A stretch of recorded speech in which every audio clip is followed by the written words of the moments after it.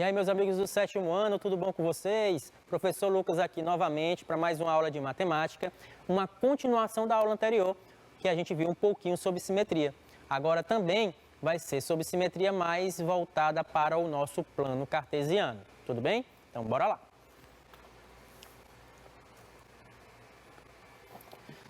Então, nesta aula de hoje, a habilidade que nós devemos adquirir é aplicar o conceito de simetria em relação aos eixos do plano cartesiano e a sua origem, tá bom?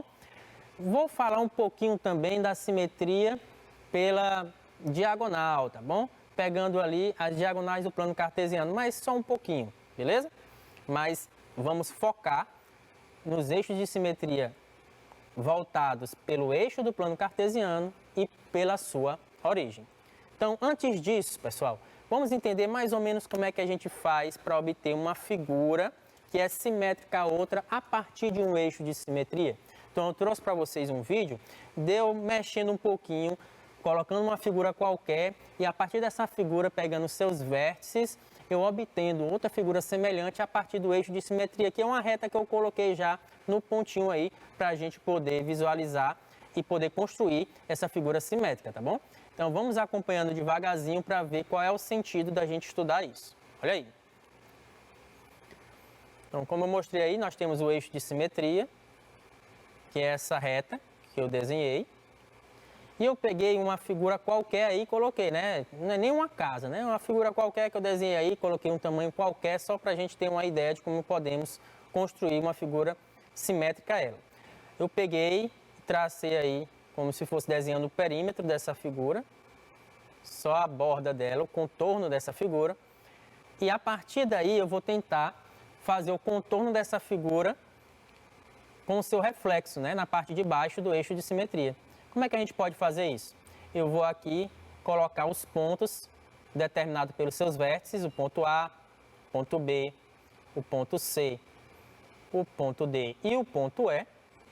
E a partir deles eu vou tentar projetar no outro lado do eixo de simetria.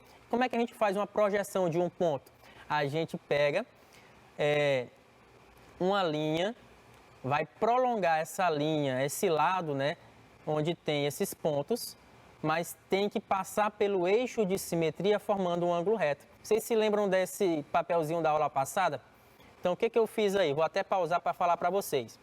Eu peguei aquele círculo que eu fiz na aula passada, como eu não estava lembrando onde é que estava meu transferidor para ver se dava um ângulo reto, um ângulo de 90 graus, o que a gente pode fazer? Pega aquele copo, faz o fundo lá formando um círculo, corta e pega aquele círculo obtido e divide em 4 partes, tá bom? Quando a gente fizer isso, a gente vai encontrar essa figurazinha que eu estou mostrando para vocês, que vai ser 1/4 de volta, que é um ângulo reto, um ângulo de 90 graus. E para a gente fazer a projeção de um ponto com relação ao eixo de simetria, nós temos que prolongar, fazer o prolongamento dele, formando um ângulo de 90 graus do prolongamento com o seu eixo de simetria, que é isso que eu estou fazendo aí, tá bom? E depois a gente tem que medir a distância do ponto até o eixo de simetria. Olha aí como é que vai ser feito. Então, ó, estou medindo aí, mostrando que dá 90 graus, né? Vou pegar a régua e vou prolongar aí essa linha do ponto E. Lá do outro lado do eixo de simetria, ó, sem fazer nenhuma medida, só prolongando, fazendo esse ângulo de 90 graus. E vou fazer a mesma coisa com todos os pontos. No ponto A, eu já sabia que isso aí era 90 graus, eu nem medi direito, né? Então, é 90 graus, mas tem que fazer, ó. Veja aí que eu fiz com o ponto B e o eixo de simetria, que é aquela reta que eu tinha desenhado embaixo, tem que formar 90 graus.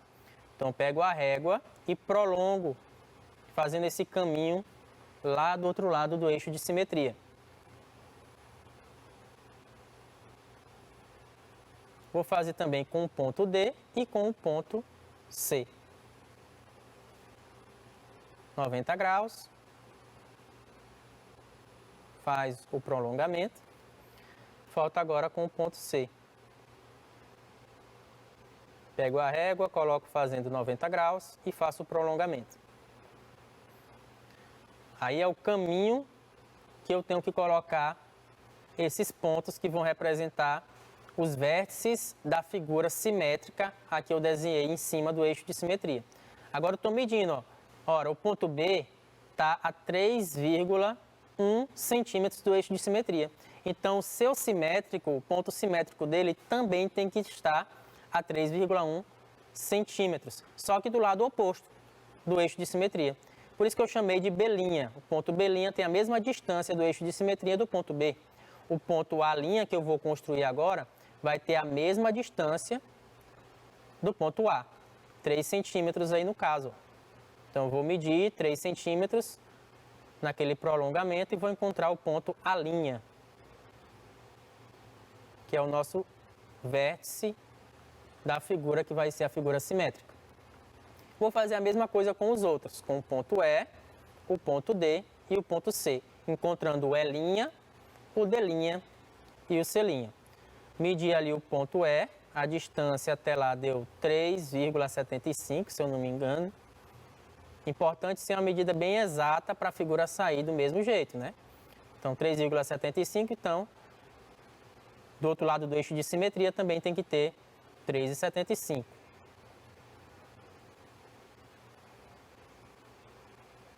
Aí, encontrando o ponto E'.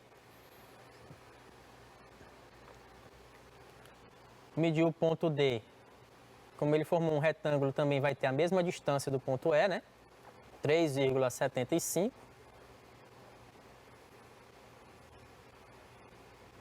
E para encontrar o D' do outro lado, basta eu medir 3,75 para encontrar o reflexo, né? Lembrem que o eixo de simetria é como se fosse um espelho. Só você ver lá na sua casa, se você estiver na frente de um espelho, à medida que você se aproxima do espelho, a imagem também se aproxima. À medida que você se distancia do espelho, a imagem também se distancia. É a mesma coisa aqui, tá bom? Quanto mais distante do eixo de simetria um ponto está, o seu simétrico também vai estar à mesma distância, né? Então, aí o ponto C, como está mais longe, 7,3 centímetros, o seu simétrico, que é o C', também vai estar a essa mesma distância, 7,3 centímetros. Pronto. Se eu já determinei os pontos simétricos, que representam os vértices daquela figura que eu desenhei, agora eu vou só construir, ligar os pontinhos como você fazia lá no ensino infantil, né? Ligando os pontos para desenhar a figura. Essa é a parte mais fácil, né? Então, ligando aí todos os pontos, a gente vai ver que vai obter a figura simétrica ao que estava lá em cima. Importante até se você quiser desenhar, por exemplo, lá uma árvore que está em cima de uma lagoa que tem a sua imagem refletida, você pode fazer assim, né? Fica bonito lá se você gosta de fazer desenho, né? Então, aí perceba agora que a imagem de cima é simétrica com a imagem de baixo. E para provar, eu peguei aquela figura lá no começo, né? Em cima lá, ó, essa mesma figura que eu peguei, e ela está sendo refletida embaixo do eixo de simetria. Então, deu certo. Provamos que a gente pode fazer esse eixo de simetria dessa forma. Então, de modo geral, quando a gente for trabalhar no plano cartesiano, a gente vai usar essa mesma ideia. Qual é a ideia aí? Que a distância do eixo de simetria até o ponto tem que ser a mesma e que tem que formar um ângulo reto. A nossa vantagem de trabalhar com o plano cartesiano é que as linhas lá, geralmente quando é numa malha quadriculada, as retas já estão feitas, né? Não precisa eu fazer o prolongamento porque já está feito. Mas se não tiver, a gente só pega a régua e faz o prolongamento para identificar os pontos, como a gente já fez em várias aulas anteriores. Então vamos lá, olha aí. Quando temos um ponto XY, determinando seus simétricos da seguinte forma. Então, para isso, eu vou fazer aqui um exemplo, pegar um ponto qualquer. Por exemplo, eu vou pegar esse ponto aqui, ó. Esse ponto aqui que eu vou chamar de ponto P. Quais as coordenadas do ponto P? X, começa sempre do X, ó. Levando para o X é 4, levando para o Y é 2. 4 e 2, tá bom? Então, ó, a partir desse ponto P, como é que eu posso identificar os seus simétricos? Por exemplo, para eu saber o simétrico, eu também tenho que determinar o eixo de simetria. Qual o eixo de simetria que eu vou considerar aí? Por exemplo, se eu quiser considerar o eixo de simetria como se fosse o eixo X, esse eixo aqui, ó, que é o eixo horizontal do plano cartesiano. Então, se esse aqui é o espelho, Lembra como eu acabei de fazer? Eu tenho que projetar o ponto P embaixo. Como é que eu faço isso? Eu pego a mesma distância no seu prolongamento. Como a reta já está feita aqui, pessoal, ó, já está feita essa reta aqui embaixo, basta eu pegar a mesma distância. Por exemplo, se o x é o nosso eixo de simetria, eu tenho qual é a distância até o eixo x? 1, 2. Então, eu vou andar 2 para baixo. 1, 2. Então, esse ponto aqui, ó, vai ser o nosso ponto P1, vou chamar de P1, que é o simétrico dele em relação ao eixo x. Mas esse ponto P1, qual é a sua coordenada? Olha aí, as coordenadas do P1. É 4 no x, não mudou nada, ó, o x continua sendo 4 quando eu pego o seu simétrico em relação ao eixo x. Mas o que é que acontece com o y? O y agora é menos 2, ó, foi lá para baixo, menos 2. Então, quando eu quero simétrico de um ponto em relação ao eixo x, a coordenada do x não muda, mas a do y, o sinal muda. Se um é positivo, fica negativo, se é negativo, fica positivo. Então, é isso que a gente pode identificar aqui, ó. Em relação ao eixo x, o x não muda, permanece sendo x, ó. Se era x, continua sendo x. Agora, se era y positivo, fica negativo. E da mesma forma, se era negativo, fica positivo, tá bom? Beleza? Mas, professor, eu tenho que ficar decorando esse negócio de pegar x positivo, x negativo quando eu estou querendo ser simétrico? Não. Se você se lembrar como é que eu fiz lá no vídeo, pegando pelo eixo de simetria, tendo a mesma distância, você pode fazer do mesmo jeito que eu estou fazendo aqui, ok? Mas isso aqui é uma regrinha se você quiser se lembrar. Se eu estou fazendo pegando um ponto simétrico em relação ao eixo x, basta mudar a coordenada do y. Se era positivo, fica negativo. Se era negativo, fica positivo. E, professor, e se agora for em relação ao eixo y? Agora, pessoal, eu não estou olhando mais para o eixo horizontal. Eu vou olhar para o eixo vertical, esse eixo aqui, ó.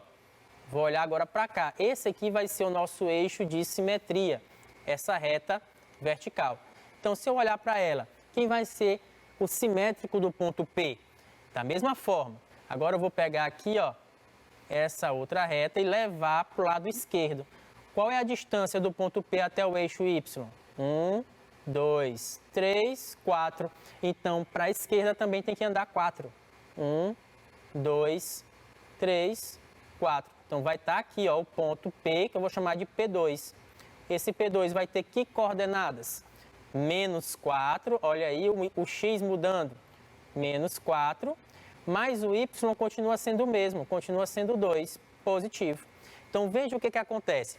Quando eu pego a simetria em relação ao eixo x, que é o que eu fiz antes, o que muda é o y. Quando eu pego agora a simetria em relação ao eixo y, quem mudou? Foi o x, ó. Estava positivo e ficou negativo. Então, olha aí, em relação ao eixo y, quem muda de sinal é a coordenada x, tá bom? É a ordenada, no caso. Professor, eu já vi em relação ao eixo x, já vi em relação ao eixo y. E com relação à origem, porque a habilidade também pede com relação à origem. Ah, com relação à origem, vamos ver. Quem é a origem do plano cartesiano? É o 0, 0, que está bem aqui, ó. É o ponto de encontro do eixo x com o eixo y. Então, se eu quiser fazer isso, eu tenho que pegar e chegar nesse eixo aqui. Para fazer isso, pessoal, a dica é mais importante, ó.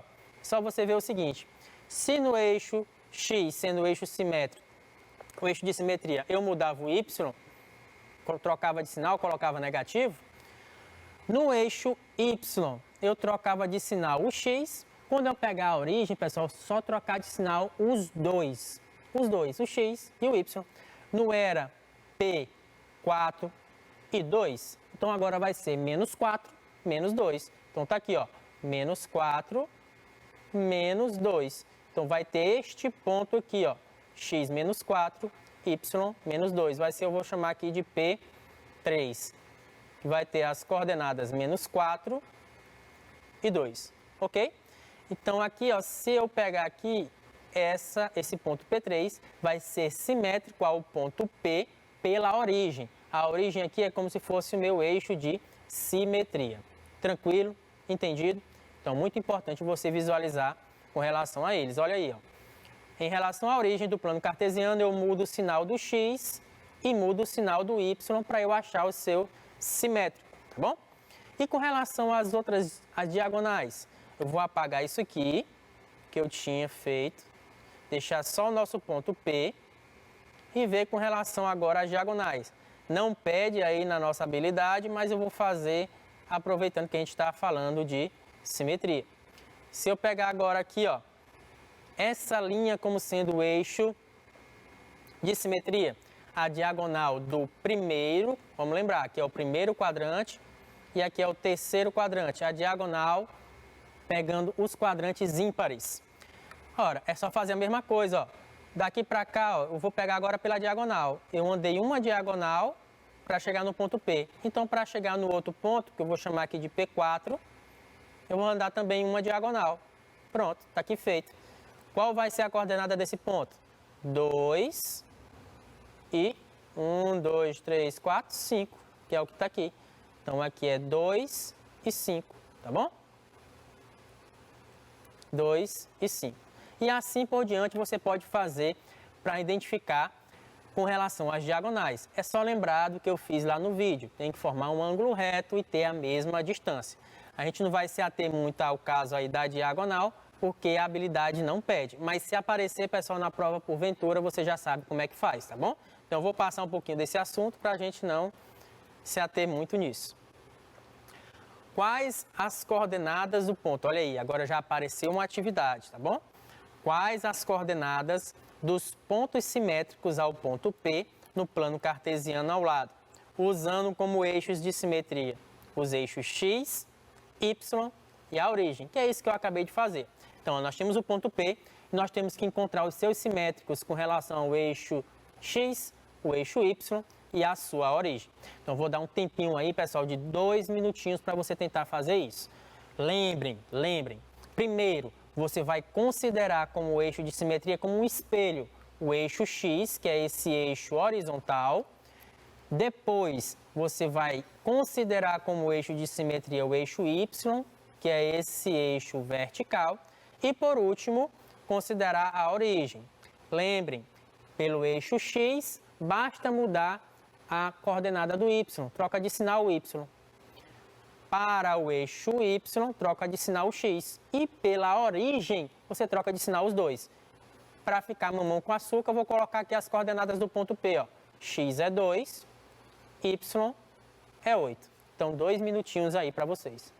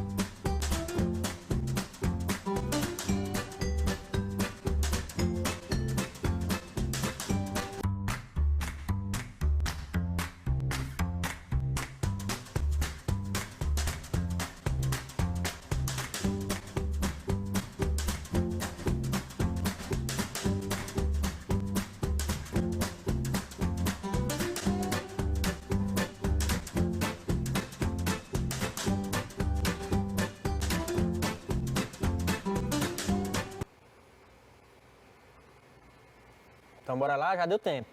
Então, veja o seguinte, vou colocar aqui eixo de simetria. Eixo de simetria. Então, vou colocar aqui embaixo o eixo X, o eixo Y e o eixo, e a origem, né? Eixo origem ia ficar massa. Origem. Pronto. Então, com relação aos eixos de simetria, quais vão ser os pontos simétricos ao ponto P? Professor, não posso riscar a televisão aqui de casa, como é que eu vou pegar a malha quadriculada e obter esses pontos simétricos? Mas eu acabei de falar para vocês. Quando o eixo X é o eixo de simetria, basta mudar o sinal do Y. Então, aqui, se o ponto aqui, no caso, é P 2 e 8, quando eu for pegar o seu simétrico no eixo X, basta mudar o Y. Então, eu vou ter um P1, por exemplo, 2 e menos 8. Quando eu for pegar com o eixo de simetria em relação ao eixo Y, basta mudar o sinal do X. Então, aqui vai ficar o P2. Então, vai ficar, troca o X de sinal, menos 2 e 8. E com relação à origem, que eu vou chamar o simétrico P3, é só mudar o sinal dos dois. Então, era 2 e 8, agora vai ficar menos 2 e menos 8. Professor, eu não acredito nisso não. Você fez rapidinho assim. Então, bora testar, meu amigo. Então, ó, pegando aqui o espelho sendo o X, ele deslocou quanto para cima? 1, 2, 3, 4, 5, 6, 7, 8. Então, é 8 para baixo. Se é 8 para baixo, né? Ó, menos 1, menos 2, menos 3, menos 4, menos 5, menos 6, menos 7, menos 8. Então, vai ficar aqui, ó. Menos 8 e 2. 2 e menos 8. Lembra de começar sempre com X, né? 2 e menos 8, que é o que a gente tem aqui, o eixo, o ponto simétrico com relação ao eixo X.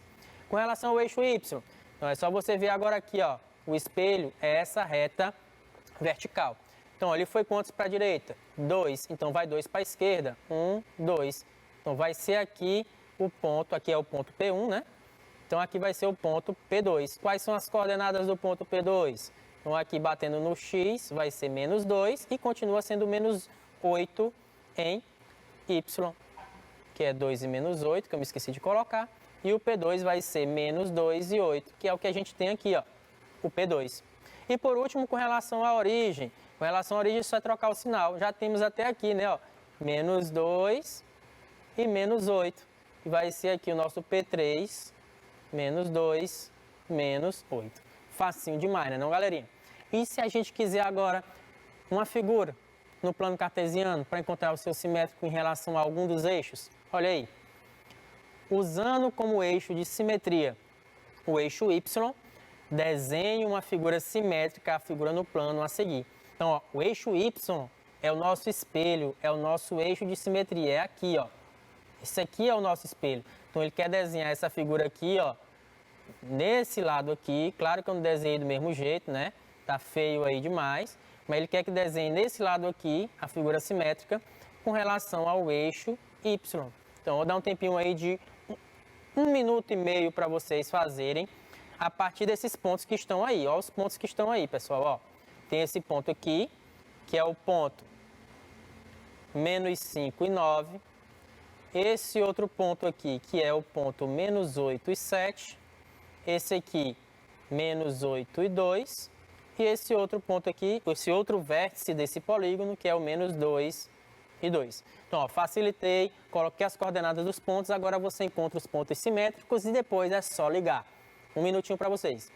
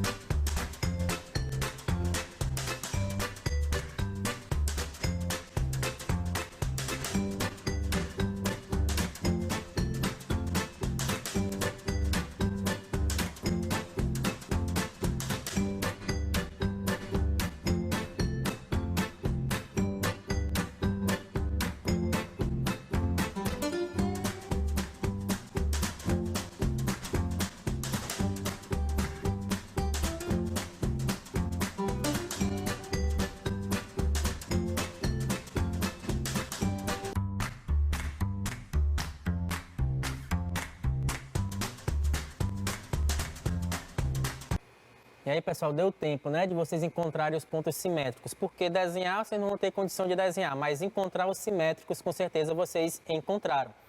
Dica muito importante. Quando você tem vários pontos para você encontrar os simétricos, a gente vê primeiro o eixo de simetria. Quem é? É o Y.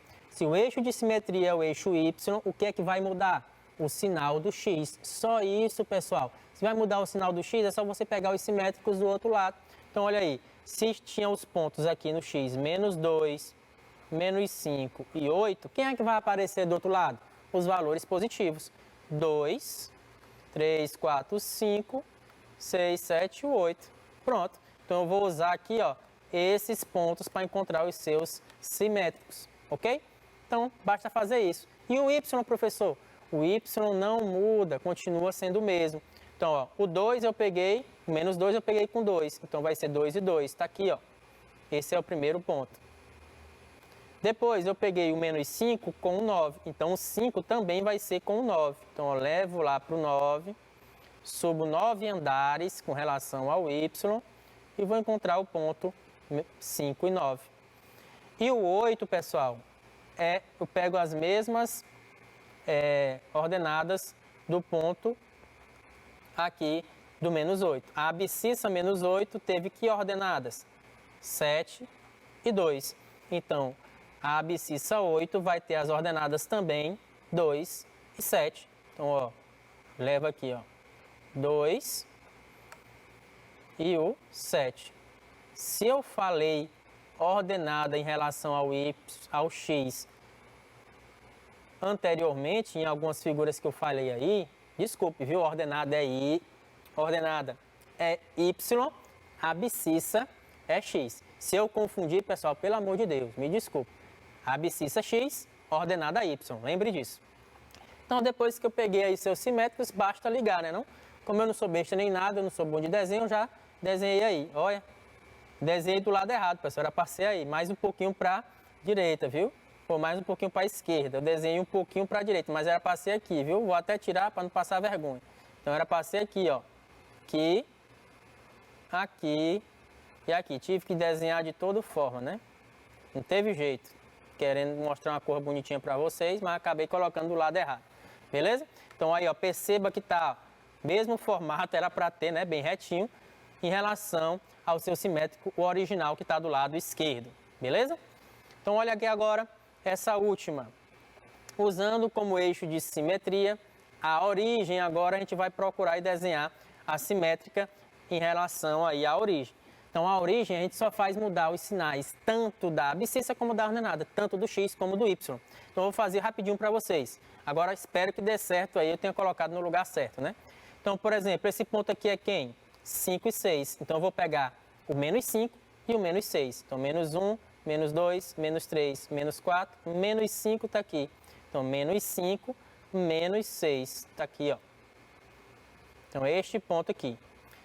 Esse outro é menos 1 e 3. Então, eu vou pegar o 1 e o 3. O 1 está aqui e o 3 está aqui. 1 e 3. E por último foi o 8 e menos 6. Então, eu vou pegar o menos 8, menos 6, menos 7, menos 8 e 6 positivo, que é o que vai estar aqui, né? Será que se eu ligar vai dar certo? Bora ver se eu desenhei no lugar certo agora? Graças a Deus, deu certinho, pessoal. Então, eu encontrei os seus simétricos. Então, lembrem, a partir da origem, se ele for o eixo de simetria, nós temos que fazer o quê? Trocar o sinal do X e do Y para encontrar os pontos simétricos, ok?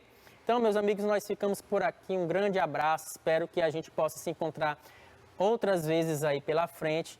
Tenham um Feliz Natal, um Feliz Ano Novo e até mais.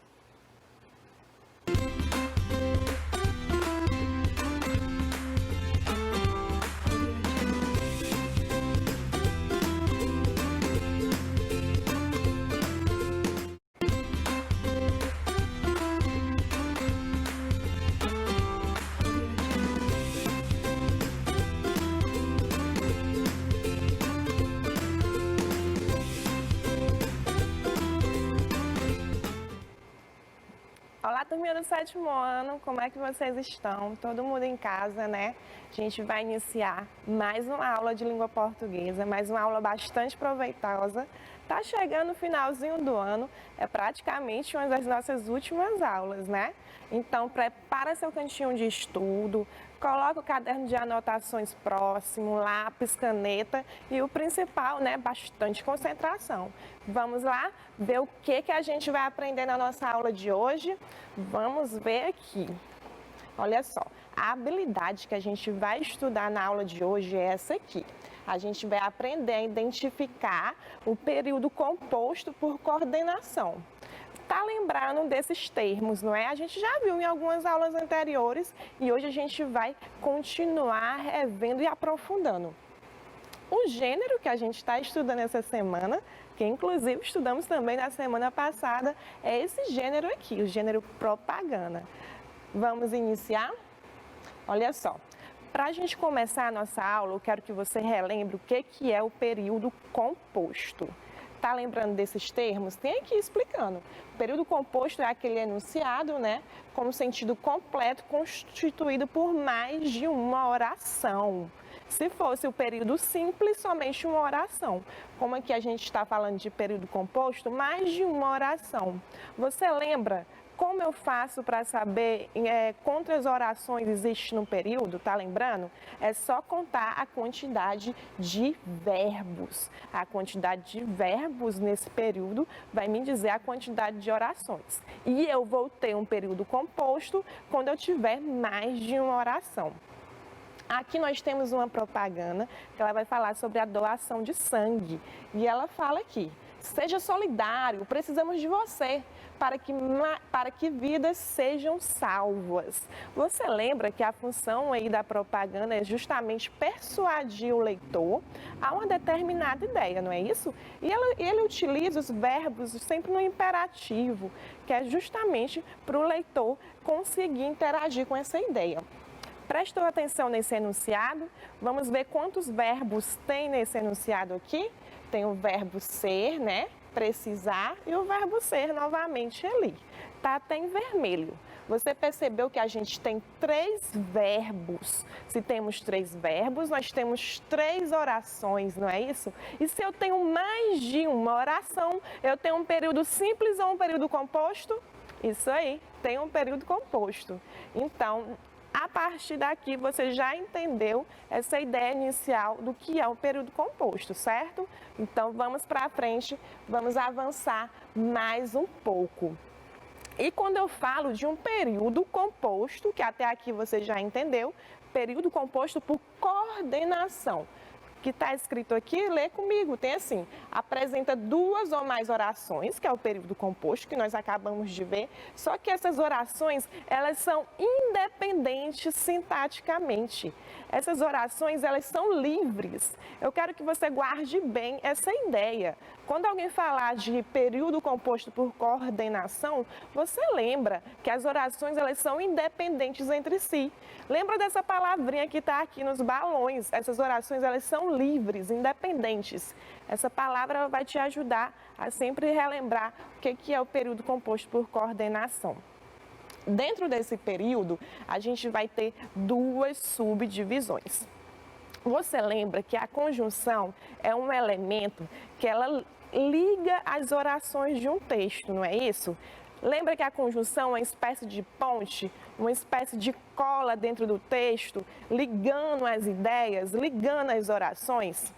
Quando houver uma conjunção ligando uma oração na outra, eu vou chamar isso aqui de sindético. Ele vai ser um período composto por coordenação sindético, entendeu?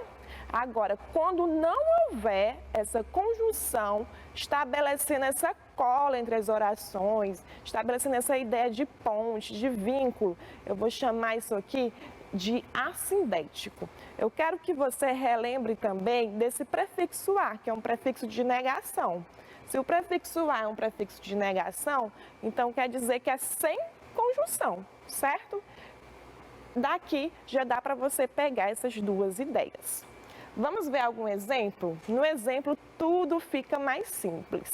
A gente tem aqui novamente uma propaganda. Lê comigo essa propaganda, tem assim. Economize água. A falta que ela faz não é brincadeira. Olha aí, e um barquinho de papel, né, no meio do nada. Dia 22 de março, Dia Mundial da Água. Essa propaganda aqui é interagindo com o leitor, persuadindo você a economizar água, não é isso? Vamos analisar a frase que tem nela. Tem assim. Economize água, a falta que ela faz não é brincadeira. Temos quantos verbos aqui? Isso aí. Os verbos já estão destacados, é o verbo economizar e o verbo fazer. Então, acompanha comigo. Se eu tenho mais de um verbo, eu vou ter um período composto ou um período simples? Período composto. Então, essa parte a gente já entendeu. Se você perceber, quando eu falo economize água e quando eu digo a falta que ela faz não é brincadeira, essas duas orações elas estão estabelecendo uma relação de independência entre si. Sintaticamente, né? E também semanticamente. O sentido dela, ela tem sentido ali sozinha, ela é independente, ela é livre. Se isso acontece, eu vou dizer que é por coordenação. É um período composto, porque tem mais de um verbo, e é por coordenação. Correto? Aí agora, é assindética ou é sindética? Aí depende. Tem alguma conjunção interligando uma oração na outra? Me responda. Não tem, não é? Tem só um ponto. Economize água, ponto. A falta que ela faz não é brincadeira. Entre uma oração e a outra oração não existe nenhuma conjunção interligando. Se não existe nenhuma conjunção interligando, eu vou dizer o quê? Que é assindética. Então, eu vou ter o que aqui nessa oração, nesse período? Eu vou ter um período composto por coordenação assindética. Percebeu todo o processo? Vamos para frente, ver mais um pouquinho? Aqui a gente tem outra propaganda. Vamos analisar essa propaganda juntos? Olha o que tem escrito aqui. Tem assim. Como se prevenir do novo coronavírus? Evite ambientes com aglomeração de pessoas e mantenha os ambientes ventilados. Olha só, aqui essa propaganda ela já está trazendo outro tema, né? Um tema bem atual, que é o coronavírus. E eu coloquei a frase ali dela. Essa oração, esse período, não é? Esse período tem quantos verbos? Os verbos já estão, inclusive, destacados. Temos o verbo evitar e o verbo manter. Se eu tenho dois verbos, né, tem um período composto. Se você reparar, essas duas orações, elas estão estabelecendo também essa ideia de independência. Uma não está aí dependendo da outra para estabelecer alguma relação sintática. Essas orações, elas são livres. Se elas são livres, eu vou chamar o quê? De um período composto por coordenação. Mas agora eu quero que você perceba uma diferença do que nós acabamos de ver anteriormente. Entre uma oração e outra oração, existe um conectivo. Qual é o conectivo que está aí estabelecendo essa ponte, essa interligação entre as orações? Me diga. Isso aí. Entre uma oração e outra, eu tenho o i. O i que está me trazendo essa ideia de adição, uma conjunção aditiva. Percebeu que aqui agora é diferente. No anterior, nós vimos que não existia nenhum conectivo ligando as orações. E aqui já existe. Então, isso aqui não vai ser assindético. Isso aqui vai ser o quê? Sindética. Vai ser um período composto por coordenação sindética. Percebeu a diferença? Bora para frente. E quando a gente fala de orações coordenadas sindéticas, a gente tem esses tipos aqui. Olha só, aditiva, alternativa, explicativa, adversativa e conclusiva. Nós vimos anteriormente, com calma, cada tipo desse. Você está lembrando? Vamos ver novamente, relembrar. Quando eu falo de um período composto por coordenação sindética alternativa, o que eu quero falar com esse nome imenso? Vamos ver aqui comigo na propaganda para a gente poder analisar com calma cada parte dessa. A propaganda também é sobre o coronavírus, lê comigo, tem assim. Novo coronavírus, só a prevenção pode evitar a transmissão. lave as mãos frequentemente. Para mais informações, clique aqui ou contrate o número que está aqui. O que nós temos aqui? Eu coloquei a frase maior ali, em verde, tem assim, clique aqui ou contrate o número. Vamos com calma. Por que é um período composto? É um período composto porque existe mais de uma oração. E como é que eu sei que existe mais de uma oração? Porque existe mais de um verbo. Quantos verbos eu tenho aqui? Eu tenho o verbo clicar e o verbo contatar, que estão inclusive em vermelho. Então a gente já entendeu que realmente é um período composto. Por que é por coordenação? Porque essas orações, elas são independentes. Eu posso falar, clique aqui, contate o número. Essas duas orações, elas são livres, elas são independentes entre si. Então, é um período composto por coordenação. Aí você me pergunta, é sindético ou é assindético? Depende. Tem ou não tem algo interligando as duas orações? Me responda. Sim, existe uma conjunção fazendo essa interligação, fazendo essa ponte entre as duas orações. Qual é essa conjunção que está estabelecendo essa ponte entre as duas orações? Isso aí, a conjunção ou, ela está aí estabelecendo essa ligação. Quando eu falo do ou, o ou está me dando a ideia de quê? Justamente isso, de alternância. Faça isso ou faça aquilo. Clique aqui ou contate o número. Ou isso, ou essa escolha, ou a outra, dando essa ideia de alternância. Então, eu vou chamar isso aqui de quê? Olha como a gente desmembrou todo esse nome imenso. Entendemos cada parte do que ele significa. Vou dizer que é um período composto, porque tem mais de uma oração. Um período composto por coordenação, porque essas orações são independentes. Vou dizer que é sindética também, porque existe uma conjunção, existe aí um elemento interligando essas duas orações. E vou chamar também de alternativa. Por que eu vou chamar de alternativa? Porque a conjunção que está interligando, ela está me dando essa ideia, me trazendo essa ideia de alternância, ou isso ou aquilo. Aqui a gente tem mais algumas conjunções que também poderiam trazer essa mesma ideia de alternância. Podia ser ora isso, ora aquilo, quer que, seja, tudo isso trazendo essa ideia de alternância. Deu para entender essa parte? Ótimo, maravilha. Pois então a gente pode ir para frente para a gente entender mais um tipo. Aqui a gente tem a explicativa. Você lembra das aulas anteriores o que é um período composto por coordenação explicativa? Vai ser o quê? Quando a segunda oração, ela vai trazer uma explicação de um fato que aconteceu lá na primeira oração, certo? Vê aqui comigo o exemplo que fica mais fácil. A gente tem aqui novamente uma campanha, vamos ler aqui essa propaganda, tem assim. Na prevenção do coronavírus, pense na saúde de todos, porque uma mão lava a outra. Maximizando, colocando ali do lado, primeira coisa que a gente precisa saber é se o período é simples ou se o período é composto, não é isso? Aqui nesse exemplo, a gente tem quantos verbos? 2 verbos. Vou dizer que esse período é o quê? Período composto. Essas orações, elas estabelecem alguma dependência entre si ou elas são independentes? Vamos ler, tem assim. Na prevenção do coronavírus, pense na saúde de todos. Uma mão lava a outra. Olha aí.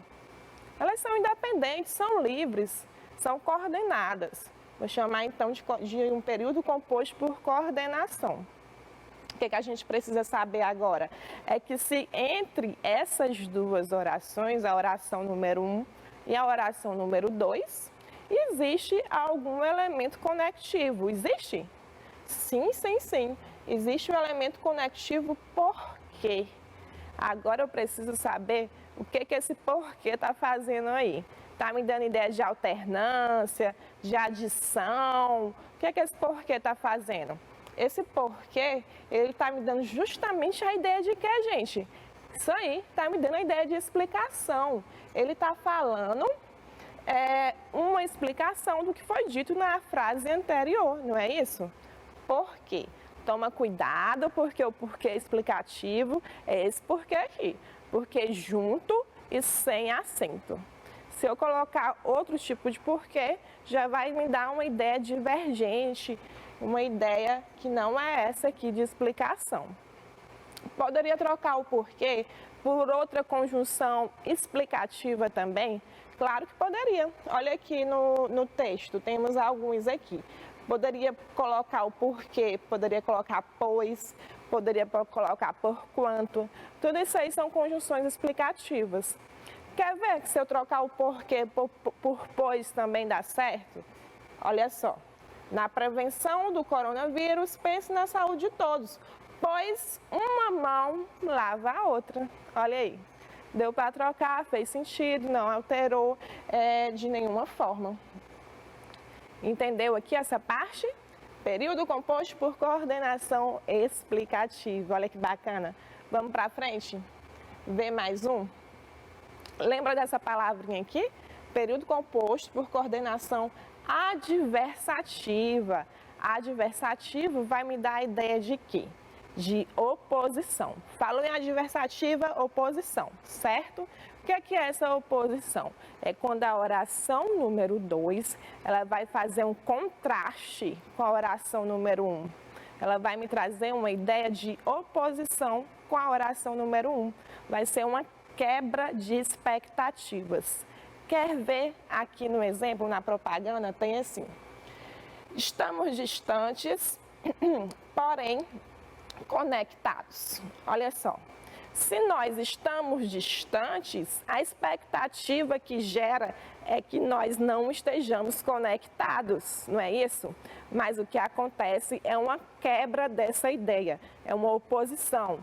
Estamos distantes, porém conectados. Olha só, quando isso aqui acontecer, a conjunção ela está me trazendo essa ideia de adversidade. Eu poderia trocar a conjunção porém por outras conjunções. Olha só, poderia colocar o mais. Estamos distantes, mas conectados. Olha aí, outra conjunção adversativa. O que mais que a gente tem ali? O porém que já tem, não é?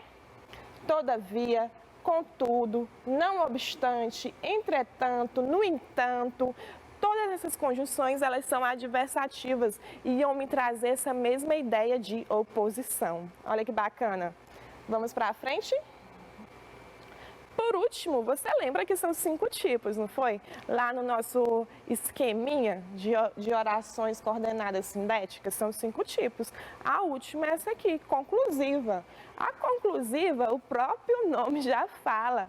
Você não precisa nem lembrar de muita coisa. É quando a oração número 2, ela vai trazer uma conclusão do que foi dito na oração número 1. Olha aqui alguns tipos de conjunções que podem exercer esse papel. Conjunção logo, portanto, pois, consequente, consequência, então, por isso, de modo que, tudo isso aqui vai me trazer essa ideia de conclusão também. Bacana, né? Agora, a gente já viu toda essa parte mais teórica. Na verdade, a gente fez uma espécie de revisão aí bem grande, né? De toda essa parte teórica que nós já vimos. A gente vai fazer uma atividade prática. Quero que você preste bastante atenção nas questões, no enunciado, no texto que a questão traz, e eu quero que você tente responder. Antes que eu dê a resposta, eu quero que você elabore a sua resposta. Eu acho que é A, eu acho que é B, eu acho que é C. Quero que você elabore a sua resposta aí junto comigo, certo? Vamos para a primeira questão, testar nossos conhecimentos. Primeira questão, importante a gente ler o enunciado com atenção. Ler comigo. Primeira questão tem assim: analisando a propaganda ao lado, podemos afirmar que existe um período simples, composto por coordenação assindética, composto por coordenação sindética aditiva, composto por coordenação sindética adversativa. Olha só, antes da gente analisar aqui, é claro que a gente tem que fazer o quê? Lê o texto, lê o que a propaganda traz aqui para a gente. Vamos ler juntos? Tem assim: você doa por ela e ainda ajuda a salvar milhares de outras vidas. Doe pela Priscila. Olha aqui, campanha de doação de sangue, porque às vezes quando você vai no Hemop, você pode falar o nome de uma determinada pessoa que você deseja ajudar especificamente. Aqui no caso era a Priscila, né? E às vezes se o seu sangue não for compatível com o dessa pessoa, fica ali no banco de sangue já. Então essa campanha, essa propaganda aqui, ela está tentando persuadir o leitor a fazer isso. Já identificamos a ideia, vamos agora responder a questão. Tem assim: você doa por ela e ainda ajuda a salvar milhares de outras vidas. Primeira coisa que a gente precisa saber é se esse período é um período composto ou se ele é um período simples. O que é que você acha? Olha só, esse período ele é um período composto. Por quê? Porque existe mais de um verbo. Tem o verbo doar, tem o verbo salvar também, não é? Se eu tenho mais de um verbo, eu vou dizer que isso aqui é um período composto. Se você identificar, as orações elas estão aí de formas livres e independentes. Então, é um período composto por coordenação. Agora, você precisa saber também se é sindética ou se é assindética. Existe alguma conjunção interligando essas duas orações? A primeira oração é essa aqui: você doa por ela e ainda ajuda a salvar milhares de outras vidas. A gente tem a conjunção e, me trazendo a ideia de quê? De adição. Então, aqui a gente tem um período composto por coordenação sindética aditiva. Olha aí. Essa aqui só para a gente aquecer. Vamos responder mais uma para a gente entender melhor? Olha assim, aqui. Nessa segunda questão, o que o enunciado traz? O enunciado fala assim: julgue o item abaixo. Antes da gente julgar o item entre certo e errado, verdadeiro ou falso, a gente precisa ler o texto, né? Ler a propaganda que está aqui do lado. Lê comigo a propaganda, tem assim: plante uma árvore, mude um hábito, crie uma horta, faça compras sustentáveis, engaje-se em um projeto, separe o lixo que você produz, preserve. Bacana, né? Aqui a gente tem uma propaganda que ela vai falar, tentar persuadir o leitor a cuidar mais do meio ambiente. Vamos ler o que a afirmativa fala sobre essa propaganda, para a gente saber se essa afirmativa está certa ou está errada? Lê comigo, tem assim: na propaganda ao lado, temos um exemplo de um período composto. E aí, você acha que é um período composto? Ah, professora, claro que é um período composto. Veja comigo que existem vários verbos aqui, não é? Plante uma árvore, o verbo plantar. Mude um hábito, o verbo mudar. Crie uma horta, o verbo criar. E por aí vai, né? Vários verbos, várias palavrinhas indicando aí alguma ação. Então, realmente é um período composto. Até aqui está tudo certinho. Aí ele continua afirmando: é um período composto por coordenação. Aqui você precisa lembrar o que é coordenação. Lembra que eu pedi para você guardar uma palavrinha que ia fazer sempre você lembrar, fazer essa inferência? O que é coordenação? É quando as orações elas estão o quê? Isso aí, as orações elas estão livres, elas estão independentes.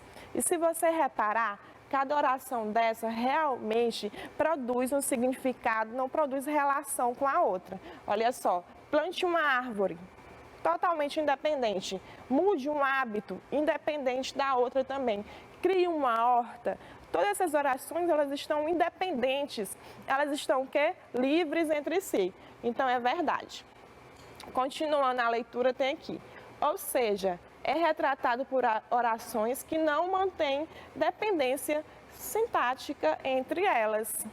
Olha só, tudo que ele falou aqui está correto. É justamente o que aconteceu aqui na nossa propaganda, no nosso enunciado. Então, eu vou dizer que isso aqui está certo ou está errado? Isso aí, está tudo certinho. Vamos fazer nossa última questão para a gente ficar bem aquecido, bem esperto nesse conteúdo. Olha só, lê o enunciado junto comigo, viu? Que o enunciado é muito importante. Vamos ler juntos. Terceira questão tem assim. Mais de 4 milhões de animais vivem em abrigo sob tutela de famílias carentes ou em situação de rua no Brasil. Olha aí, já sabemos que a propaganda ela vai falar sobre essa temática do abandono dos animais, mas vamos continuar fazendo a leitura do enunciado. Lê comigo, tem assim. A propaganda ao lado, ela retrata esse tema. No período destacado, agora meu nome é Souza, mas pode me chamar de Felicidade. Nós temos o quê? Uma oração coordenada assindética, uma oração coordenada sindética adversativa, ou será que é a C? Uma oração coordenada sindética alternativa, ou por último a D, a gente não tem oração coordenada, a gente tem uma oração subordinada. O que você acha? Lê aqui na propaganda de novo. Agora meu nome é Souza, mas pode me chamar de Felicidade. Vamos analisar juntos para a gente descobrir a resposta? Olha aqui. Quando ele fala assim, agora meu sobrenome é Souza, mas pode me chamar de Felicidade. A gente tem dois verbos, não é isso? E se a gente tem dois verbos, é um período composto, certo? Já não, se tiver período simples, já pode descartar, que ela não está certa. É um período formado por oração coordenada ou oração subordinada? Essas orações são dependentes ou independentes? Olha só. Agora meu sobrenome é Souza. Pode me chamar de Felicidade. Essas orações, elas são independentes entre si, não é isso? Cada oração estabelece aí uma independência sintática. Elas são o quê? Livres. Elas são livres, eu não posso chamar de período composto por subordinação. Vou chamar de um período composto por coordenação. Entre essas duas orações, agora eu preciso saber se existe uma conjunção ou não existe uma conjunção.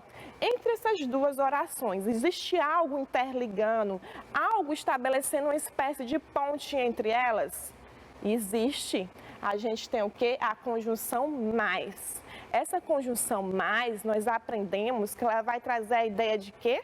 De adversidade, de quebra de expectativa, de quebra de ideias, não é isso? Então, eu vou ter uma oração coordenada, sindética porque tem conjunção. Aí você me pergunta, e se não tivesse conjunção? Se não tivesse a conjunção, ia ser o quê? Assindética. Lembra do prefixo de negação a, esse azinho aí negando a existência de uma conjunção.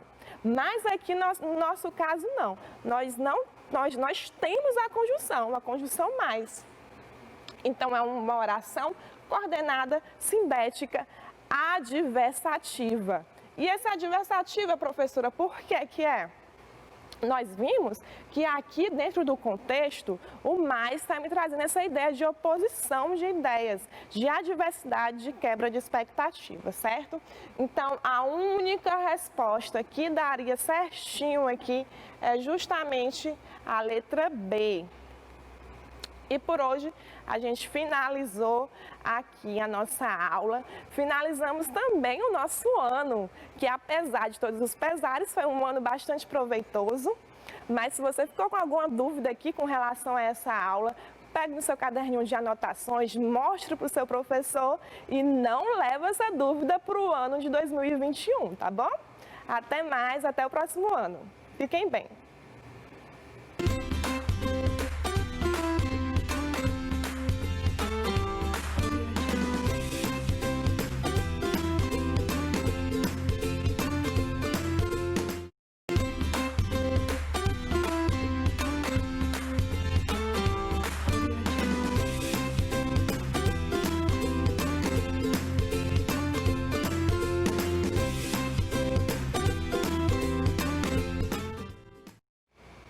Olá pessoal, tudo bem com vocês? Boa tarde. Estamos aqui para mais uma aula de Geografia para as turmas de 7º ano. Eu sou o professor Clayton Halley e hoje nós vamos revisar os conteúdos que nós trabalhamos durante todo esse mês de dezembro. Lembrando, nós estamos na nossa última aula do mês de dezembro, que antecipa o nosso recesso aí de Natal e Réveillon. Então, para a aula de hoje, nós vamos fazer uma resolução de questões. Então, vamos lá? Então, pessoal, como eu disse a vocês, hoje nós vamos trabalhar com revisão. O nosso destaque da aula de hoje é a resolução de questões envolvendo os temas que nós trabalhamos ao longo do mês de dezembro. Esses temas foram os seguintes. A gente falou primeiramente, lá na primeira semana, continuando o assunto sobre industrialização, economia, desenvolvimento do país, a gente destacou os meios de transporte e comunicação. Lembrando que nós falamos das modais de transporte, nós demos um certo destaque ao modelo rodoviário, que é o que se destaca no território brasileiro, por conta de modelos de industrialização que levaram à predominância dessa modal de transporte. Então, primeiro destaque é esse. Segundo destaque, os tipos de vegetação, conteúdo que nós trabalhamos na segunda semana.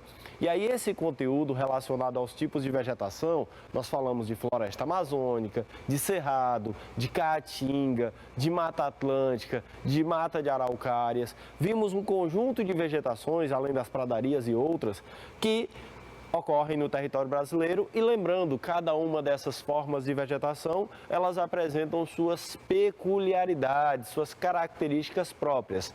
E na semana passada, nós trabalhamos o conteúdo sobre as longitudes e os horários no território brasileiro. A gente viu que o Brasil é marcado pela ocorrência de 4 fusos horários, destacando o fuso horário de número de -2, que corresponde às ilhas oceânicas, o de -3, que é o horário oficial do Brasil, porque o horário oficial de Brasília é baseado nesse fuso horário, que também vai corresponder ao nosso fuso horário oficial, que é o de Teresina, que está no mesmo fuso que Brasília. Destacamos também a forma de como se calcular a diferença horária entre as diferentes localidades. Então, esses são os nossos temas a serem trabalhados hoje. E como eu disse, a forma como nós vamos trabalhar cada um desses conteúdos será por meio da resolução de questões. Então, eu selecionei algumas questões para vocês, cada uma delas relacionada a um desses temas. Destaquei, primeiramente, transporte, depois tipos de vegetação e lá no finalzinho, para a gente não esquecer da matemática, a gente tem uma questão sobre fusos horários, para que a gente possa verificar se vocês ainda lembram como se deve calcular os fusos horários no território brasileiro. E lembrando, até a técnica de cálculo é a mesma para o Brasil e para o restante do mundo, tá bom? Então vamos começar. A nossa primeira questão, ela traz o seguinte texto.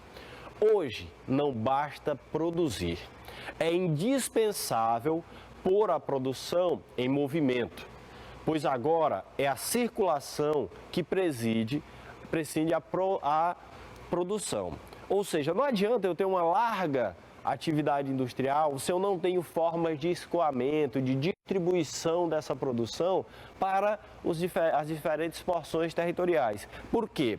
Geralmente o mercado consumidor ele está próximo das áreas que produzem, mas com o advento dos meios de transporte, dos meios de circulação, o mercado consumidor ele se tornou espalhado, dinâmico, ou seja, eu posso produzir lá em São Paulo, lá no Sudeste e comercializar esses produtos aqui no Nordeste. Para que esse produto chegue até o Nordeste, os meios de transporte, as formas de movimentação desse produto terminam tendo um destaque bastante significativo. Então, baseado nesse texto, vamos lá, a gente termina tendo a seguinte colocação. Em tempos de economia globalizada e alta competitividade internacional, o crescimento econômico brasileiro vem esbarrando em dificuldades impostas pela inadequação de seu sistema de transportes, ainda predominantemente rodoviário. A gente falou agora há pouco, quando nós iniciamos a explicação, lá nos tópicos ainda daquilo que nós iríamos revisar hoje, falando de que no Brasil predomina a modal de transporte rodoviária. Lembrem-se que isso tem uma relação direta com o processo de industrialização brasileiro. Lá nos anos 50, governo de Juscelino Kubitschek, se buscava atrair a segunda revolução industrial para o território brasileiro, segunda revolução industrial essa baseada no modelo rodoviário, então se deixou de lado o modelo ferroviário, bastante apropriado para um país de dimensões continentais, como é o caso do Brasil, e se instalou, se investiu no modelo rodoviário. Só que o modelo rodoviário ele apresenta alguns problemas, porque ele termina tendo uma baixa capacidade de carga em relação a outras modais, como o sistema ferroviário e o sistema hidroviário. Países com dimensões continentais, como é o caso do Brasil, primeiro, o ideal seria um modelo multimodal ou intermodal, envolvendo várias modalidades. Onde dá para colocar hidrovia, pois vamos usar ela. Onde dá para se utilizar ferrovia, o melhor modelo termina sendo esse. E aí, só onde não der, a gente termina destacando esse modelo rodoviário. O modelo rodoviário ele não é de todo ruim, não. Ele é o único que consegue fazer o que a gente chama de entrega porta a porta. Ele termina conseguindo uma maior agilidade nesse deslocamento. Mas para uma grande quantidade de carga, ele termina tendo um custo mais alto. Ele é 5 vezes mais caro que o modelo ferroviário e 20 vezes mais caro que o modelo hidroviário. Sendo assim, vamos ver o que ele nos traz de alternativas.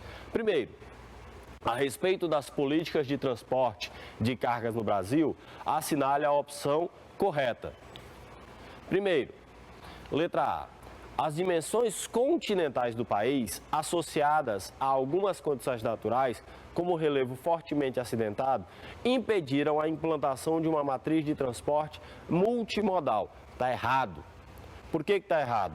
O Brasil tem dimensões continentais. A adoção de modelos multimodais seria o mais apropriado, se utilizando de cada área com seus benefícios próprios, áreas marcadas por rios, áreas onde é possível a instalação de ferrovias e deixando o modelo rodoviário para algumas áreas mais restritas e aí para entrega porta a porta. Então está errado quando ele coloca esse ponto aí de que esses fatores, como as dimensões continentais do país, dificultaram. Pelo contrário, era o modelo mais apropriado.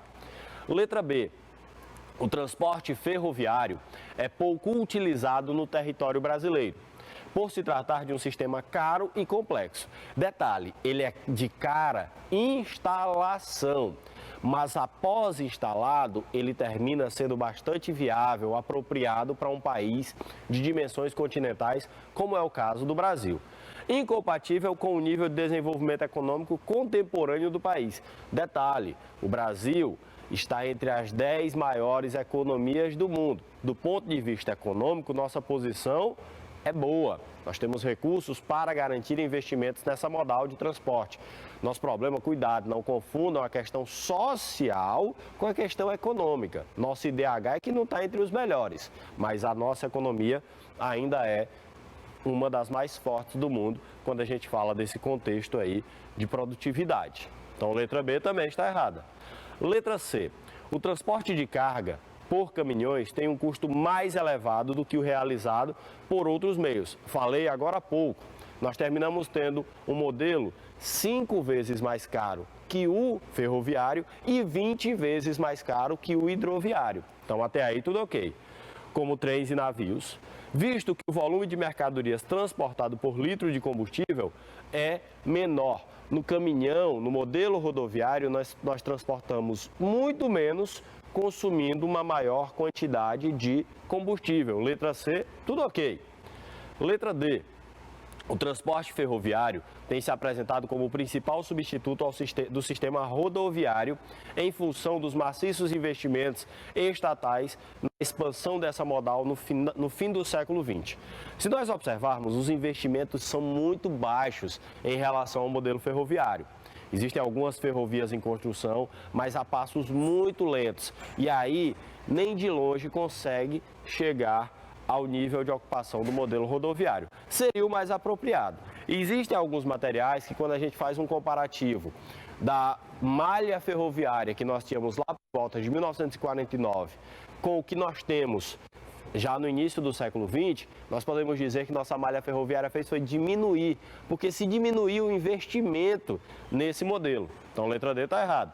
E letra E, A opção pelo transporte rodoviário ainda predomina no Brasil devido à queda do preço dos combustíveis no país, em especial a descoberta de grandes reservas de petróleo conhecidas como pré-sal. Tudo bem, nós descobrimos novas reservas de petróleo, só que o que acontece? O nosso petróleo ele termina tendo uma carga tributária, nós pagamos impostos muito altos e detalhe, grande parte desse petróleo é vendido no mercado internacional e aí ele fica sujeito à oscilação de dólar. Nós terminamos tendo um combustível de preço bastante elevado. Então, não é essa a justificativa para essa predominância. A justificativa ainda é a consequência lá do modelo que nós tivemos nos anos 50 e que perdura até os dias de hoje. Sendo assim, vamos só conferir cada uma dessas letras. Letra A. O erro está aí quando ele fala que fatores como as dimensões continentais do país impediram a implantação de uma matriz de transporte multimodal. Não, essa matriz multimodal seria a mais apropriada para um país com dimensões continentais, como é o caso do nosso. Então, letra A está errado. Letra B, está errado quando ele diz que o modelo ferroviário termina sendo incompatível com o nível de desenvolvimento econômico contemporâneo do país. O Brasil tem dimensões continentais, uma economia baseada em modelos de commodities. Não sei se vocês já estudaram isso, mas vamos saber o que é uma commodity. Commodities são produções primárias, ou seja, aquilo que se produz no campo ou no setor primário por meio de atividades extrativas, voltadas para exportação. Minério de ferro, soja, certo? E vários outros produtos brasileiros são baseados nesse modelo. Melhor forma de deslocamento, o ferroviário, então seria bastante vantajoso essa instalação. Letra C é nossa alternativa correta. O transporte de carga por caminhões tem um custo mais elevado do que o realizado por outros meios, como trens e navios, visto que o volume de mercadorias transportado por litro de combustível é menor. Então, a gente termina tendo essa situação bastante problemática para o nosso desenvolvimento econômico associado ao custo de transportes da modal de transporte que nós utilizamos. A letra D, o transporte ferroviário tem se apresentado como principal substituto do sistema rodoviário, em função dos maciços investimentos estatais na expansão dessa modal no fim do século XX. Errado. Os investimentos são baixos e ela nem de longe consegue substituir ainda o modelo rodoviário. Seria o mais apropriado, mas não está sendo utilizado de fato. E a letra E está errado quando ele coloca o seguinte: a opção pelo transporte rodoviário ainda predomina no Brasil, devido à queda do preço dos combustíveis no país. O Brasil paga caro por combustível, caro devido aos impostos associados a esse valor e também porque a gente termina estando sujeito à oscilação de moedas como o dólar. Então, correto na primeira questão, letra C. Vamos para a segunda, ainda tratando dessa questão de transporte. A prioridade dada ao transporte individual, assim como a falta de estrutura do transporte público urbano, entra em choque com as tendências atuais de uma preocupação ambiental de redução da emissão de poluentes e da melhoria da mobilidade urbana. Quando nós falamos de mobilidade urbana, de circulação de pessoas, o ideal seria que nós tivéssemos transporte público de qualidade. Mas a grande maioria das nossas cidades enfrentam problemas em relação a esse transporte público. Isso é quando ainda muitas delas nem têm um transporte público funcionando. Quanto mais se utiliza o modelo individual, vocês podem ver durante a manhã, quando vocês vão para a escola, quando nós estamos no momento presencial, a gente termina tendo vários veículos circulando, às vezes com uma, duas pessoas. Você tem uma emissão de poluentes bastante significativa. Isso gera uma problemática dos congestionamentos. Isso fica evidenciado aqui por essas duas imagens que eu coloquei para vocês. Se vocês olharem, na primeira nós temos um congestionamento e aí vocês conhecem bem, se Teresina, várias das nossas vias são marcadas por essa problemática.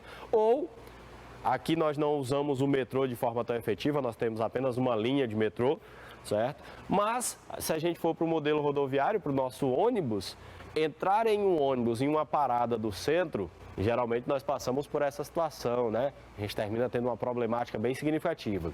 Detalhe, isso não é um problema exclusivo de Teresina. grande parte das grandes cidades no mundo enfrentam esse problema. Então, vem a preocupação, o que deve ser feito para melhorar essa situação. Vamos ver aqui. Considerando os problemas enfrentados nas grandes cidades brasileiras, marque a alternativa que indica algumas das soluções para a melhoria da mobilidade urbana, considerando as preocupações ambientais. Cuidado, não vão se preocupar nessa questão aí só com a questão de locomoção, não. Tem que se preocupar também com o meio ambiente. Porque não é colocar mais ônibus na rua, não é ampliar as vias, porque aí você vai aumentar o índice de poluição. Você tem que ver medidas viáveis que possam estar associadas a essa melhoria do transporte público com uma preocupação em relação à questão ambiental. Então, algumas opções que eu coloco aqui para vocês são a abertura de novas vias urbanas e construção de túneis e viadutos. Isso aí só vai agilizar a questão da locomoção, mas pode gerar um aumento no número de veículos circulando. E aí não entra na questão da preocupação ambiental. Então, letra A, é bom a gente ficar com o pé atrás com ela. Construção de ciclovias. Muitas das vezes, em cidades como Teresina, as pessoas não se deslocam mais de bicicleta porque não existe a ciclovia. Terminam tendo que dividir espaço com os carros, e isso às vezes é problemático. Se eu uso mais bicicletas, eu termino reduzindo a emissão de gases do efeito estufa, então eu tenho uma preocupação ambiental. E aí, uma integração do sistema de transporte, você pode ter bicicletários, onde as pessoas se deslocam até os terminais de ônibus de bicicleta, lá deixam sua bicicleta trancadinha, guardada, pegam um ônibus ou um metrô e se deslocam para outras áreas. Se a gente for levar em consideração essa questão ambiental, a letra B está tudo ok. Letra C, opção pelo transporte marítimo e aumento do número de linhas de ônibus. Primeiro, transporte marítimo só ia ser possível naquelas cidades localizadas na faixa litorânea. E quando eu aumento o número de linhas de ônibus, eu esqueço a preocupação com o meio ambiente. Então, letra C está errada. Letra D, democratização do transporte aéreo e ampliação de estacionamentos públicos. Transporte aéreo, para a questão de mobilidade urbana, só se for helicóptero, e aí o custo é muito alto, então não dá certo. E a ampliação de estacionamentos públicos aumentaria o deslocamento de veículos e esqueceria, de fato, a preocupação ambiental. Dessa forma, considerando as preocupações ambientais, a gente vai considerar a letra A como errada, porque lembre isso aí, a abertura de novas vias urbanas e construção de túneis e viadutos só está associada à questão de locomoção e não se preocupa com o meio ambiente. A letra B, como eu disse, que envolve a questão das ciclovias, essa sim é nossa alternativa correta, porque há uma preocupação ambiental inserida no contexto da questão. A construção de ciclovias e a integração do sistema de transporte urbano, garantindo aí uma melhor mobilidade e uma preocupação com o meio ambiente. Letra C está errada, quando ele fala aí de transporte marítimo, porque isso não é viável em todas as cidades do país. E a letra D está errada quando fala de transporte aéreo, tá? E aí, o finalzinho das duas também tratam mais dessa questão de maior uso de veículos, que não se preocupa com o meio ambiente. Então, segunda questão, correto, letra B de bola. Vamos agora para a nossa terceira. Observe a figura a seguir. A figura traz um mapa com os biomas brasileiros, onde a gente destaca o 1 como o bioma amazônico, o 2 como o cerrado, o 3 é a nossa caatinga, o 4, onde nós temos a Mata Atlântica, o 5, nós terminamos tendo aí a região de mata de araucárias, e aí ele não destacou os pampas com numeração, nem também o Pantanal Mato-Grossense. Mas a gente já sabe a localização de cada um deles, vamos ver o que a questão está nos pedindo. Primeiro, na década de 60, o geógrafo Aziz Absaber classificou os domínios morfoclimáticos do espaço brasileiro, associando-os às condições de relevo, clima e vegetação. Sendo assim, assinale a opção correta referente às características dos biomas representados no mapa. Letra A. O número 1 é a floresta amazônica. Vamos voltar lá no mapa? Tá ok. De clima equatorial e dominado por plantas caducifólias. O que são plantas caducifólias? Elas perdem as folhas em uma dada estação do ano. Em relação ao domínio amazônico, a floresta amazônica, isso está errado, porque a floresta amazônica ela é perene, ela está sempre verde. A única vegetação brasileira caducifólia é a caatinga. Então, esquece aí a letra A. Vamos ver só o restante para ver se está tudo ok. Que permitem intensa transpiração em virtude de elevadas taxas de umidade. Tudo bem, a floresta amazônica é marcada por um intenso processo de evapotranspiração, tanto que lá nós temos o clima mais quente e mais úmido do planeta. Esse bioma sofre intenso processo de devastação por atividades mineradoras, garimpeiras, agrícolas e de extração madeireira. A gente vê todo dia isso passando nos nossos telejornais. Então, o único erro aí é quando ele fala das plantas caducifólias. No ambiente amazônico, nós não temos isso.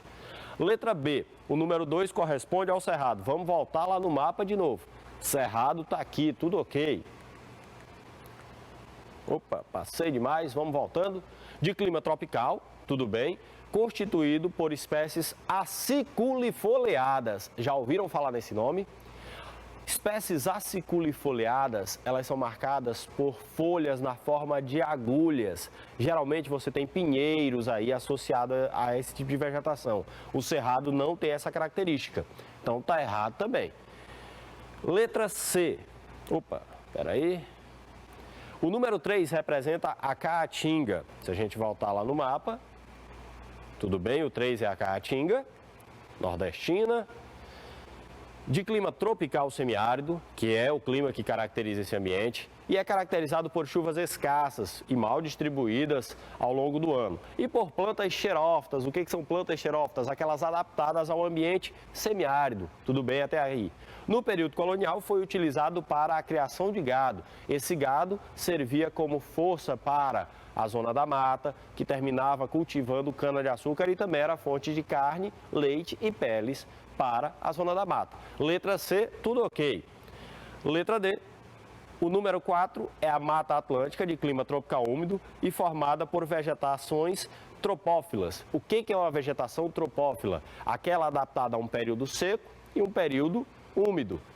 O clima aqui é tropical úmido, então você não vai ter essa estação seca. Então a vegetação que você vai ter aí não é tropófila. Adaptadas às elevadas pluviosidades. A constituição, no caso, se fosse adaptada à elevada pluviosidade, você teria a vegetação hidrófila, higrófila, adaptada à grande umidade. A constituição de unidades de proteção integral nesse bioma é decorrente de sua importância para a preservação da biodiversidade brasileira, ameaçada pela expansão do agronegócio. Detalhe, a Mata Atlântica sofreu um processo de degradação significativo desde o início da colonização brasileira. Exploração do pau-brasil, cultivo de cana-de-açúcar, mais tarde o café, a mineração, o crescimento urbano, a atividade industrial terminam se concentrando nesse espaço. Então, já erra pelo modelo de vegetação que a gente tem aí e também quando ele destaca que o problema atual é a expansão do agronegócio. É uma área que já vem devastada há séculos.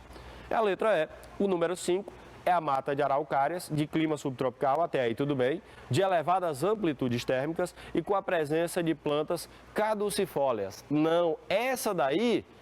A mata de araucárias, a araucária, para quem não sabe, é o pinheiro do Paraná, ela é aciculifoliada, ou seja, tem as folhas em forma de agulha. Então, está errado também. Desse modo, a nossa alternativa correta, pode ver que basicamente ele erra quando fala do tipo de espécies que predominam. A alternativa correta é a letra C, o número 3 representa a caatinga, de clima tropical semiárido e caracterizado por chuvas escassas, mal distribuídas ao longo do ano e por plantas xerófitas adaptadas à aridez. No período colonial, foi utilizado para a criação de gado. Tudo ok.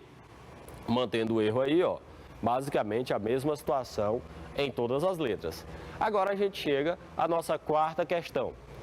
A Terra leva 24 horas para completar seu movimento de rotação, ou seja, um giro de 360 graus em torno de seu próprio eixo.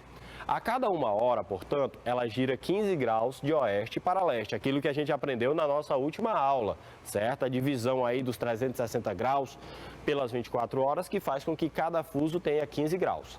A partir dessa informação, é possível construir um mapa de fusos horários para determinar as horas em diferentes pontos da Terra. Com relação aos fusos horários, assinale a alternativa correta. Letra A. Para leste, as horas devem ser atrasadas em 1 hora a cada fuso e o inverso acontece para oeste. Detalhe, a gente aprendeu que as horas estão adiantadas à medida que nós nos dirigimos para leste. E aqui na questão está falando que elas devem ser atrasadas. Letra A está errada. Letra B. Um mapa de fusos horários é constituído por 24 faixas latitudinais, cada qual com 15 graus. Detalhe, a gente viu que latitude não influencia em fusos horários, então aqui seriam 24 faixas longitudinais. Está errado também. Letra C. Países da mesma latitude, independente da longitude, têm o mesmo fuso horário. Errado, seria o contrário. Países na mesma longitude, independentemente da longitude, da latitude, têm o mesmo fuso horário, ou seja, seria o contrário aqui.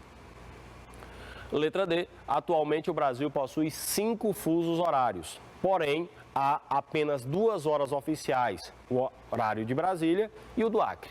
Está errado. O Brasil conta com 4 fusos horários e hora oficial a gente só tem a de Brasília, tá certo? Lembrando que os demais fusos terminam tendo seus horários adaptados em relação ao de Brasília.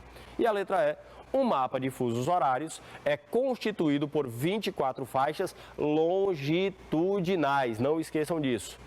Cada qual com 15 graus, porque nós dividimos os 360 graus da circunferência terrestre pelas 24 horas que a Terra demora para dar a volta ao redor do seu próprio eixo. Desse modo, nossa alternativa correta está na letra E. Um mapa de fusos horários é constituído por 24 faixas longitudinais, cada qual com 15 graus. Não esqueçam disso. E aí a gente chega à nossa questão que vocês vão perguntar agora se a aula é de geografia ou de matemática. Considerando que os alunos vão fazer uma prova de geografia em Teresina, que tenha iniciado às 16 horas, horário de Brasília, qual é o horário no mesmo instante em Rio Branco, capital do Acre? Vamos lembrar de um detalhe. Teresina está no mesmo fuso horário que Brasília, que é o fuso horário de 45 graus oeste. Rio Branco, capital do Acre, a gente viu lá no mapa da aula passada, está no fuso de 75 graus oeste. Os dois estão no mesmo hemisfério. Lembrando disso, nós temos aqui as opções 14, 15, 13 e 12 horas. Vamos ver como é que a gente consegue calcular isso? Lembrem-se dos 3 passos que nós fizemos na aula passada. Primeiro, eu vou identificar que os dois estão no mesmo hemisfério, os dois estão no hemisfério oeste. Se estão no mesmo hemisfério, o que eu vou fazer? Vou subtrair a diferença em graus entre as duas localidades. Eu sei que Teresina está em 45 graus e Rio Branco, no Acre, está em 75 graus. 45 menos 75, se a gente fizer aí o jogo de sinais, era melhor o 75 ter vindo antes, o resultado que a gente vai ter aí de diferença são 30 graus entre essas duas localidades. Então, eu encontrei a diferença em graus. A gente chega ao segundo passo, dividir a diferença em graus por 15, porque eu sei que a cada 15 graus eu tenho um fuso horário. 30 dividido por 15 dá 2 horas de diferença entre as duas localidades. Observa que Rio Branco está mais a oeste de Teresina, ou seja, vai estar atrasado. Em Teresina são 16 horas, certo? O que a gente vai fazer? A gente vai somar 16 menos 2, que vai dar 14 horas. Então, a gente termina tendo a letra A como nossa alternativa correta, certo? Sendo assim, a gente conclui agora, pessoal, a nossa aula. Espero que vocês tenham gostado do conteúdo, tá bem? A gente encerra também nossas aulas do mês de dezembro e a gente se encontra nas nossas próximas aulas aí no mês de janeiro. Grande abraço a todos e até a próxima.